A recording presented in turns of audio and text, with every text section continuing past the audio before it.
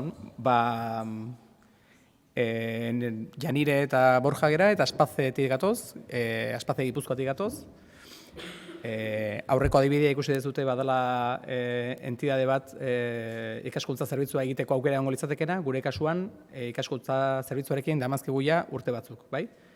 Aspalditik, Aspaze eta Euskal Herriko Unibertsitatearen artean. Aisialdirako laguntza programa deitzen diogu guk, eta, bueno, hori da, Euskal Herriko Unibertsitatea eta Aspaze Gipuzkoaren arteko hitzarmen batean oinarrituta dago.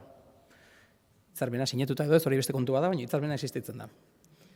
Eta honen bidez, gizarte testu inguru arruntetan, garun paralisia duten pertsona instituzionalizatuei ahotsa eman nahi zaie unibertsitateko ikasleekin lankidetzan. Aspaze ezakit ezagutzen dezuen, edozein momentutan galderen bat denokazue, bota, ez zailagun bukaera arte, bale? Galdetu nahi zutena.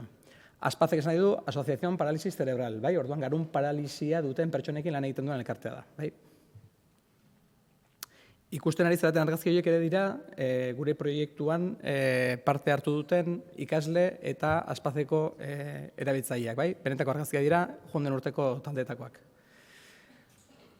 Prozesu horretan egon dira, mugarri batzuk edo pauso batzuk urtetan zehar, bai? 2008 ikasturtean jarri zen martxan, bestela estel zuzenduko diazu. Eta hasiera batean banakako laguntza moduan eskaintzen zen. Hau da, unibertsitateko ikasle batek lan egiten zuen edo laguntza eskaintzen zion Aspazeko pertsona bakar bati, bai?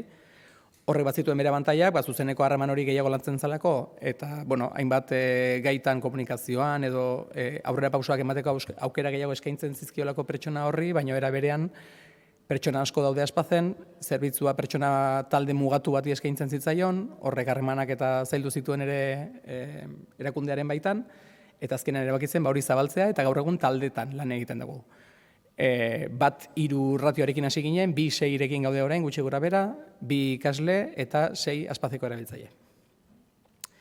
Eta gainera 2013 urtetik, 2 ikasle eta 6 erabiltzaile egoteaz gain, Aspazeko erabiltzaileak diren veterano batzuekin voluntario izateko pausoa eman genuen. Hau da, erabiltzaileak izateaz gain eta onuradunak izateaz gain zerbitzu horretan, bitartekari lana egiten dute unibertsitatetik datozen ikasle eta gainerako erabiltzaileen artean. Beren gaitasun komunikatiboak areago dijoazelako, beraien taldekideak hobeto ezagutzen dituztelako eta datozen ikasleei laguntza handia eskaintzen dietelako, bai? Bitartekari lan hori egiten dute.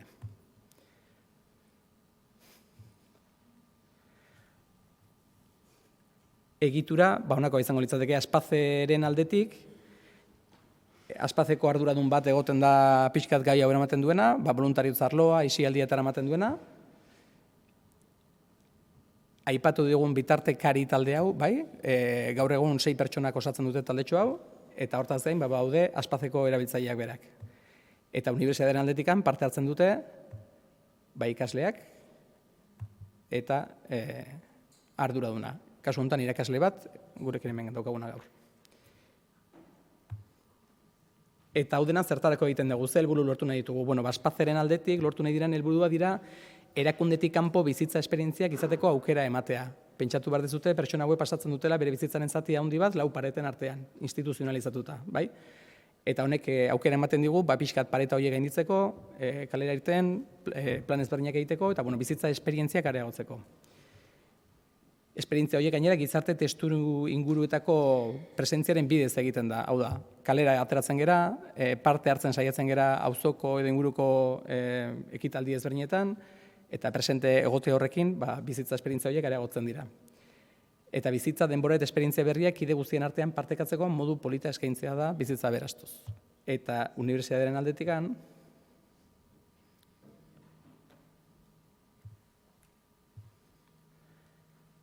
prestakuntza zabaltzea, laguntzeko bizipen esperientzia batean parte hartuz, praktikei buruz hausnartzen ikastea, eta hausnarketa prozesu baten bidez ikaskuntza erreal partekatua bideratzea. Hasierako hitzaldian entzun duzuten bezala, importantea dira hausnarketa bideo horiek bideratzea, edo posibilitatzea, eta horretarako baditu gure espazio propioa, mintegi bat, eta aurrerako kontatuko dugu, bai? Ni nire naiz, eta ni aurreko urten hasi nintzen Aspazeko ekintza zerbitzu honetan parte hartzen, eta aurten beste hainez bigarren aldiz errepikatzen esperientzia, eta nator pixkat esplikatzea de primera mano bertako partaide zela nire esperientzia. Bueno, Borjak lehen aipadon bezala, Aspazek UPV-ko unibertsitatekin batea, ekimen bateratuta inklusio batean mateo aurrea, batez unibertsitateko ikasleen eta Aspazeko erabiltzaileen arteko harremana sustatzeko. Bueno, programa hasiera emateko, ikasle bertako esperientzie pixkat gehiago ezagutzeko, ikasgeletatik lehenengo bisiteak igei eta Aspazeko arduradunen eta protagonisten ahotio presentazio txiki bat itezaie, esplikatzen zertan oinarritzean proiektu hau eta motio itezaie programa honetan parte hartzea. Gero ja behin jendea apuntatzea dela, aurkeztuen bilera bat itea, bai unibertsitateko eta bai Aspazeko arduradunekin batea eta bertan batezte ekimena zehaztea, adibidez ordutegik bertako erabiltzaileen ez dagoarrik eta beharrak, edo bestelako dudak argitzeia.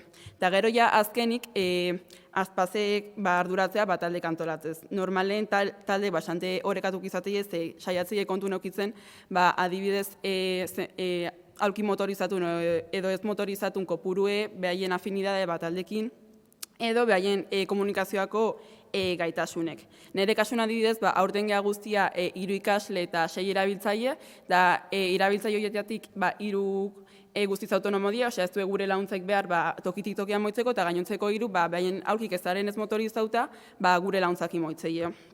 Eta gero baita, hau nahi dut, talde bakoitzeko normalen izendatzea dela bitartekari bat, eta bitartekari hau normalen bertako erabiltzaile bat izatea, eta normalen izatea norbait komunikazioako gaitasuna uzkena, eta taldekin ondo ematean orduan, hoi ikasle eta taldekiden arteko komunikazio bastante gehiago errezteo.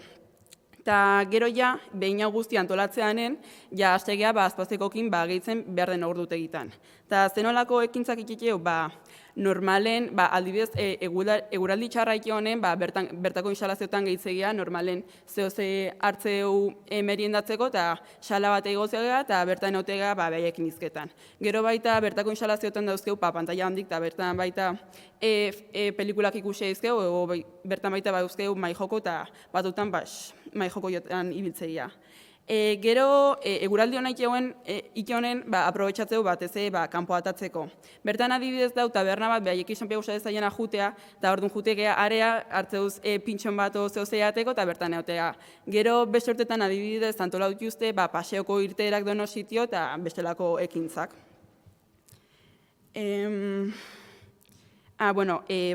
Gero honekin batean edo azpimarra bastante garrantzitsua dela behaiekin harremantzeko modu ez. Ni beti esatet oso garrantzitsua dela behaiekin zaretenen aztea eo ez pentsatzea garun paralisia hauken pertsona batekin naizeala. Nik nire kasun nire taldekin naunen kuadriakokin bezala baldimane honitzekiet. Egia da batzutan depende dela persona, komunikazioa bastante zailagoa dela. Horregatik, bastante garrantzitsua da pertsona bakoitzen erritmoa respetatzea, eta adibidez, pertsona batek esate honez, balin baztu eulertzen, lasai asko aldioztu galdetu behin da berriz errepikatzeko, eta bestela, aldekide gehiago azkeztu behai laguntza eskatzeko. Eta gero, horrekin batea, planak antolatzeko, baita azpimarra nahi dut, oso garrantzitsua dela laguntza materiala kontu neukitzea. Normalen bertako erabiltzaile, zenbait gauza baituzte jateko. Adibidez nire talden batzuk espesantea eta babero baituzte eta normalen gehienak pajita baituzte jateko. Eta gero normalen pixka laundu barraukeztu jateko janari ez atitzen, hau agerturatzen eta olako gauzak. Eta gero ja, ontazta aparte, HUko unibertsitatetik mintegi kantolatzeia, mintegi horietan batez biltzegea bai ikaslek eta bai unibertsitateko eta Aspazeko arduradunak, eta bertan batez aprobetxatzikeu kontatzeko pixkat azkeneko astetan zemuz jundien, zein duen, eta arazo batean ezkio, bertan saiatzen konponbide bat bilatzen eta proposamenak ematen. Eta gero ja, ardurai dagokionez, EHU batez arduratzea mintegik antolatzez eta jarraipen batitez, eta gero ja Aspaze arduratzea batez parte hartzaileen ezaugarrik azaltzez, materiala banatzez, azpigiturak eta profesionalan rolak esplikatzen. Eta gero ja, ikasturte amaiera normalen, amaiera poli bat emateko honi guztiri, normalen festa moduko bat itea eta bertan bertako, programa balorazio txiki bat itea, eta normalen iten deuna da, ikasleek eta arduradune lentsago antolatzea, aukeratzeu metodologi bat ebaluatzeko programa guztia, adibidez aurreko urtean erabaki genuen planeta sistema moduko bat itea, eta planeta batzuk marrazte, eta planeta bakoitzen galdera bat jarri genuen. Eta gero ja denak bildu ginenen, taldeka jun ginen planetaka, planetatan zeren galderak erantzuten. Eta gero hau guztie iten dugu bitarten, normalen zehoze jateu, eta gero talde bakoitzen normalen bideo kantolatzei juzte, eta hau baita, momentu hau baita aprobetxatzeu, bideo hauek ikusteko. Eta hau die aurreko urteko argazki batzuk.